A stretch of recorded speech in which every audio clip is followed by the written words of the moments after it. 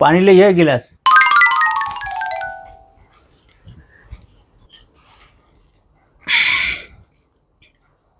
इका हमें मायके से जो रक्षाबंधन के पैसा मिल रहा ना, वो पैसा दा। पैसा पैसा पैसा वैसा नहीं देने के राती का।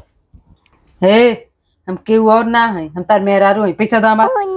गजबे मेरा डूबाड़ू भाई तू तो हैं। लो ये अपन पैसा।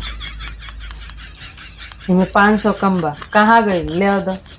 हाँ तो मिठाई हम अपने पैसा खरीदेंगे हैं।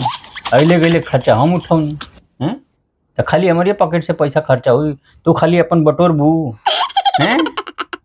जीएसटी कटी तो अन्य लोग के पैसा में से। हे सेठ सुपारी लाल, अपनी जीएसटी अपने ऊ पॉकेट में रखा। हाँ, यहाँ नहीं चली तुहार। ठीक, ले आवे ने पैसा द, आ नहीं तो बिहान से खाना बंद। पैसा द जल्दी, नहीं तो खाना बंद बा तुहार।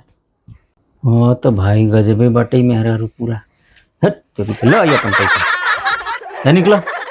हे मैंने सुना, तू जा निकले यहाँ से। जल्ला अहिना में 500 रुपया घूटे।